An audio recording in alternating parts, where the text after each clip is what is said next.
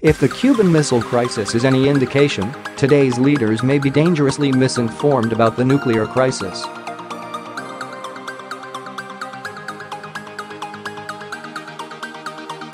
When President Donald Trump cancelled his June summit with North Korean leader Kim Jong-un, he told him in a letter that the past few days of tremendous anger and open hostility had made it inappropriate for the two to meet and discuss denuclearization.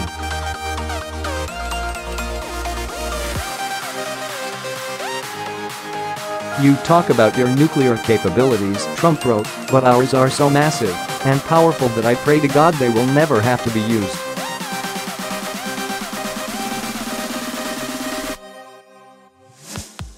The language echoed a January tweet in which the president wrote, "I too have a nuclear button, but it is a much bigger and more powerful one than his, and my button works."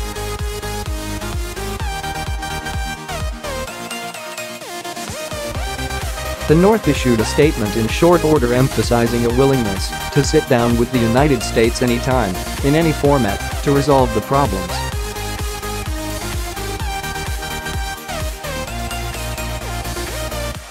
Yet it's getting harder to see how Trump and Kim can make the mutual accommodations necessary for diplomacy to succeed.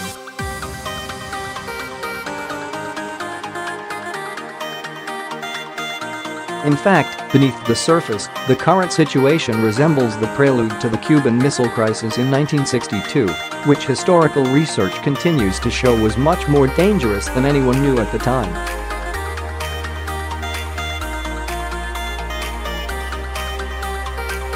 If the Trump-Kim summit stays cancelled and saber-rattling returns as the dominant mode of communication, the odds of military crisis will rise dramatically.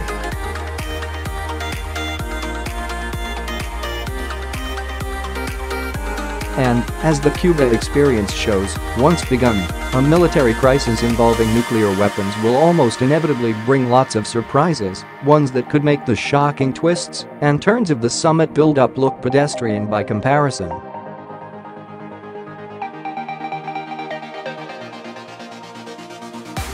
Daniel Ellsberg thought he knew all that could be known about the Cuban crisis. Brainiacs with top security clearances in Washington often think that way, but Ellsberg had solid reasons.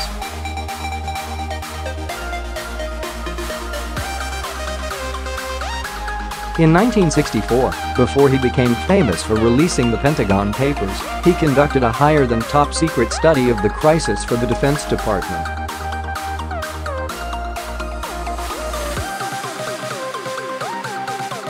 Yet, as he narrates in his recent memoir, The Doomsday Machine, Confessions of a Nuclear War Planner, alarming facts about the military dynamics in 1962 were unknown to anyone in the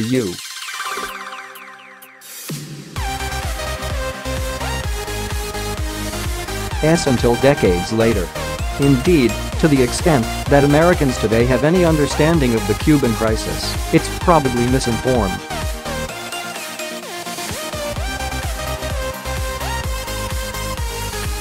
This raises the shuddersome question: what will historians 50 years from now know that Trump and Kim do not now know about their own nuclear standoff?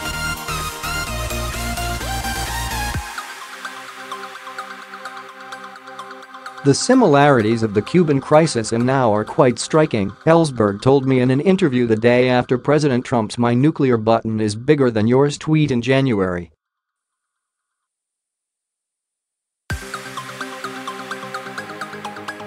To begin with, this is the first time since 1962 that a president has threatened imminent military action with clear nuclear imagery directly against a nuclear weapon state.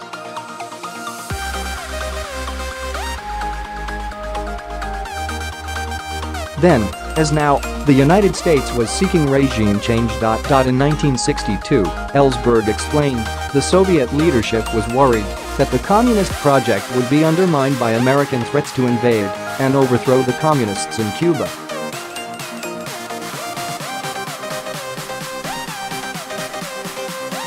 The Soviets lagged far behind America's capacity to deliver nuclear-armed intercontinental ballistic missiles, or ICBMs, to the adversary's homeland.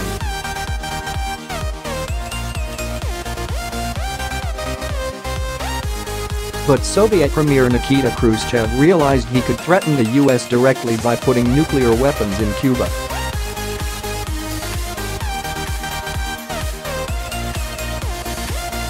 Kim makes a similar calculation today, Ellsberg said. South Korea is next door, a prospering country that, if the North Korean people knew about it, would be an object lesson in how they've suffered under the Kim family.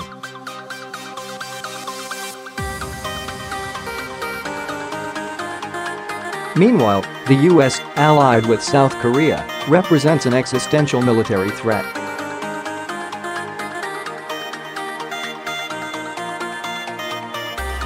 Kim needs ICBMs as a deterrent against attack by the United States to overthrow him, or to intervene, if he loses his grip over North Korea, Ellsberg concludes.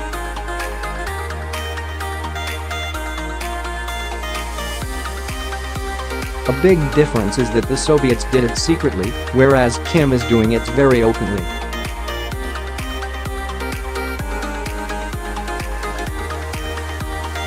The clock of the Cuban crisis began ticking on October 16, when President Kennedy was notified that U.S.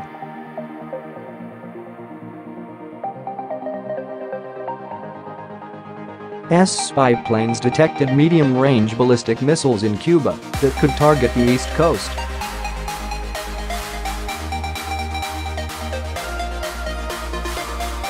Top military, intelligence, diplomatic, and White House officials were working around the clock to prepare options for the president.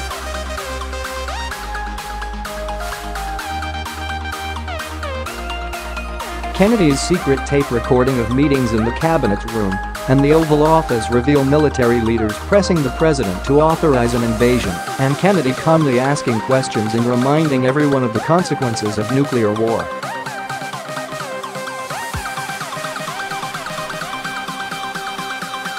On October 22, Kennedy announced the discovery of Soviet missiles on television and said that he would impose a naval quarantine of Cuba in 2 days.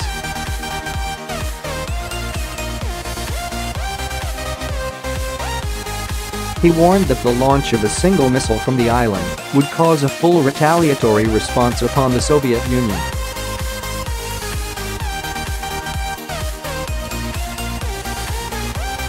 This meant a massive US nuclear attack on the Soviet Union and its Eastern European satellites.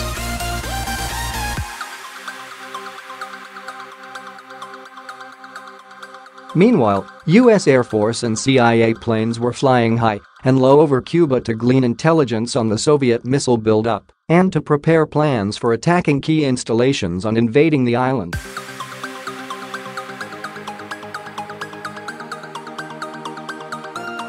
On October 27, an American U-2 spy plane was shot down over Cuba by a Soviet surface-to-air missile, SAM.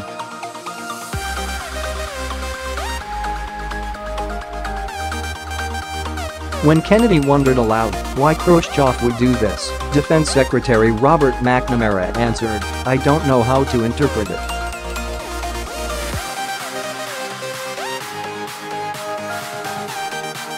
There is much that US officials did not know how to interpret during the crisis, and much that they misinterpreted.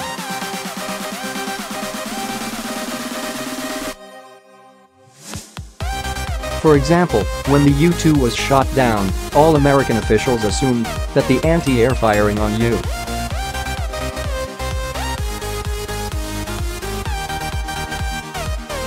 U.S. planes was authorized by Khrushchev. In fact, however, Khrushchev was not in control of anti-aircraft forces in Cuba.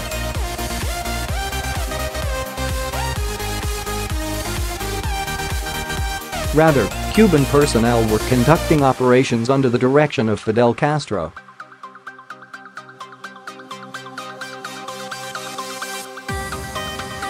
Castro had feared an imminent invasion and ordered his anti-aircraft personnel to fire on American planes.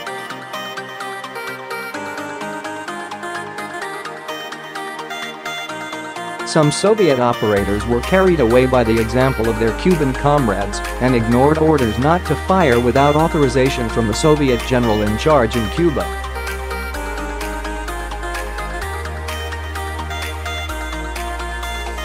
This turned out to be the case with the Soviet officer who had successfully struck the U-2 plane.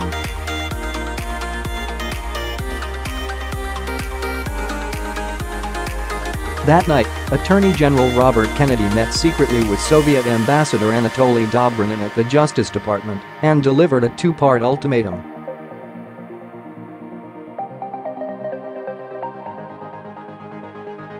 The first demand was that the Soviets begin removing the missiles within 48 hours, or the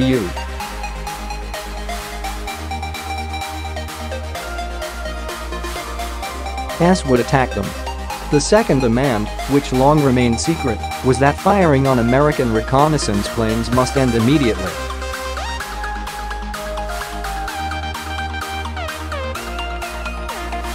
According to Ellsberg's notes, the Attorney General declared, "If one more plane was shot at, we wouldn't just attack the site that had fired at it, we would take out all the SAMs and anti-aircraft and probably all the missiles."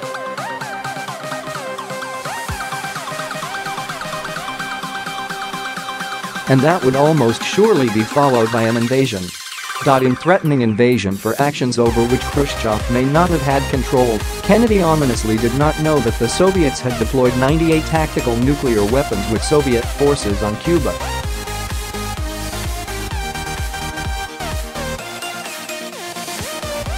These weapons were to defend Cuba against an expected marine invasion by the U.S.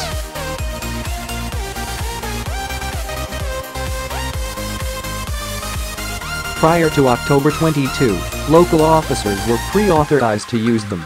Neither the existence of these weapons nor the delegation of authority to use them was known to Americans until 30 years later.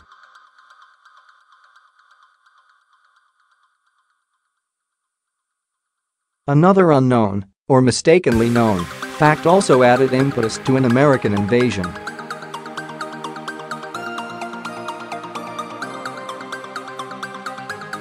The Defense Department told Kennedy that there were about 10,000 Soviet, probably military personnel in Cuba.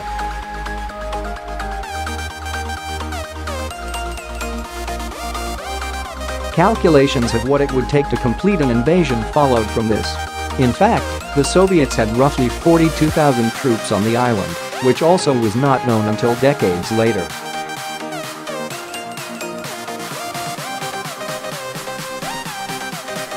If Kennedy had assented to his general's constant pressure to invade Cuba, the higher-than-known Soviet troop numbers would likely have made the landing and ground war much more difficult to win.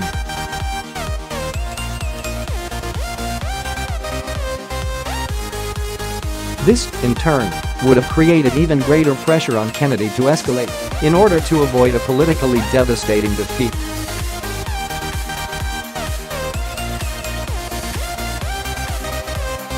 Such escalation would have then probably driven the Cubans and Soviets to use some of these nuclear weapons against invading forces.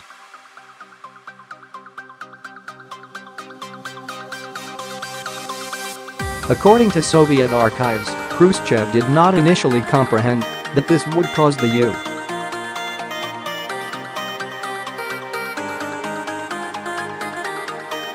to escalate to general nuclear war. We don't need to speculate what would have happened, McNamara declared when he finally learned, in 1992, about the Soviet deployment of tactical nuclear weapons to Cuba.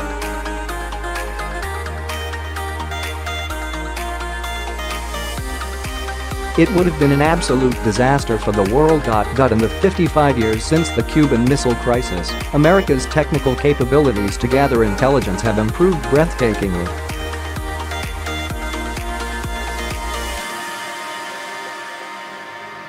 Still, it's extremely difficult to know how foreign adversaries perceive their situation and calculate their moves, especially when key targets of intelligence do not reveal their inner thoughts in phone calls, texts, and emails that can be intercepted.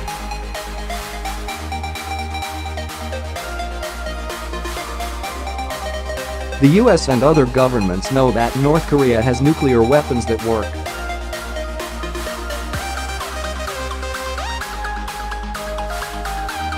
The number is uncertain. Estimates run from 15 to 60. North Korea has tested a variety of missiles whose ranges extend from 50 to 8,000 miles.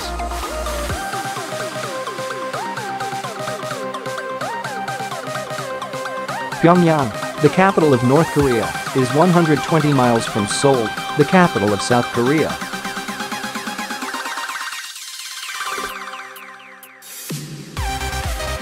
Washington is about 6,750 miles from Pyongyang. The reliabilities of the various missile types, again, are uncertain.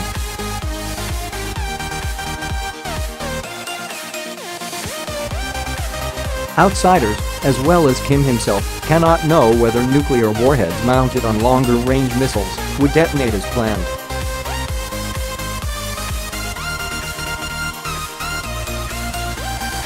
Similar uncertainties apply to the effectiveness of the ballistic missile defenses that the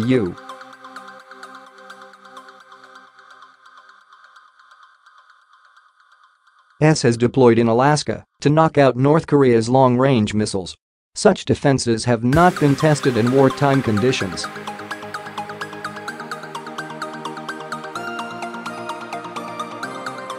Last October, Trump told Fox News' Sean Hannity, "We have missiles that can knock out a missile in the air 97% of the time."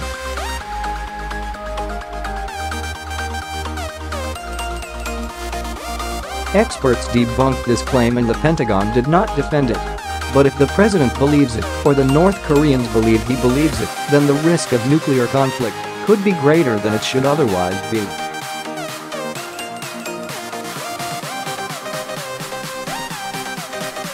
The president could be emboldened to strike North Korea, believing that missile defenses would limit North Korea's retaliation.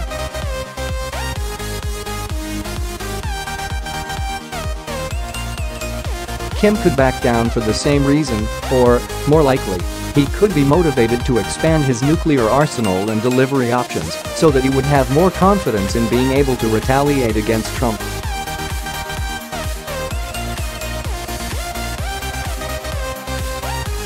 Prior to talk of the summit, the Trump administration had been contemplating and preparing for strikes against North Korean military facilities if North Korea were to conduct another test of an ICBM or a nuclear weapon.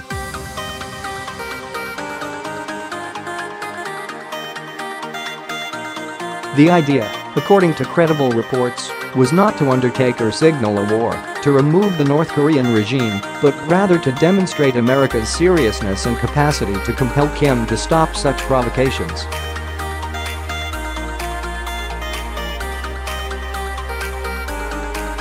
If the North Koreans respond to the summit's cancellation by flexing their nuclear or missile capabilities, the White House will feel pressed to push back.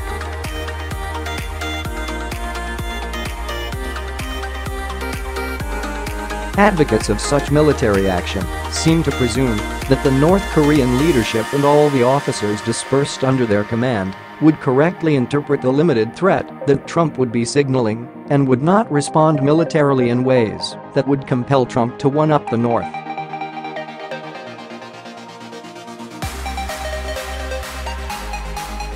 Yet, senior U.S. military officials privately acknowledge that they have very little insight into how Kim and his inner circle would react to various U.S.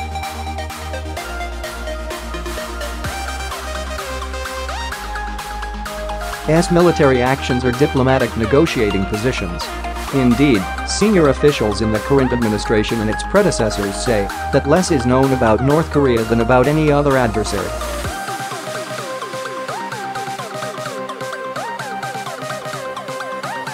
Meanwhile, recent interlocutors report that North Korean officials are desperate for insights into what Trump will do.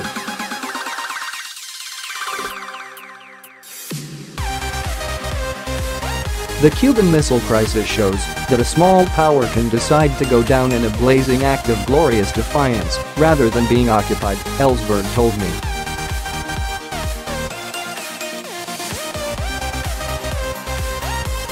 Soviet archival research and memoirs reveal that Castro pleaded to Khrushchev that if the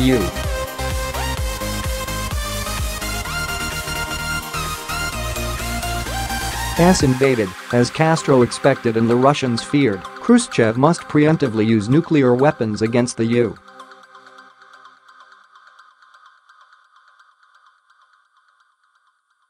As Castro wrote to Moscow, if the Americans actually carry out the brutal act of invading Cuba, that would be the moment to eliminate such danger forever through an act of legitimate defense, however harsh and terrible the solution would be.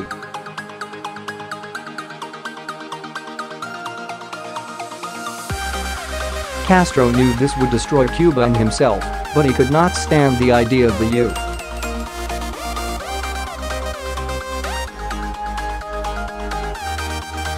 getting away with invading, and he thought global socialism would prevail. Smart guys can make crazy judgments, crazy, not just ignorant, Ellsberg noted.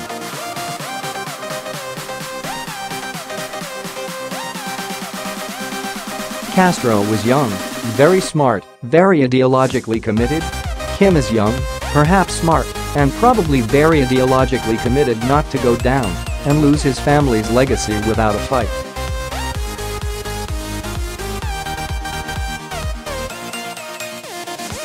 What about the US and its leadership? Ellsberg noted the widely reported concerns about Trump's mental and temperamental fitness and his predilection for making fiery threats.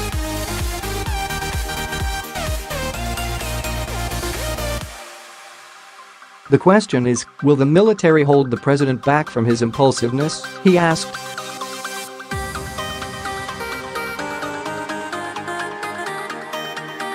My own guess is they can't, they won't. They can be replaced in an instant. Someone else will step in.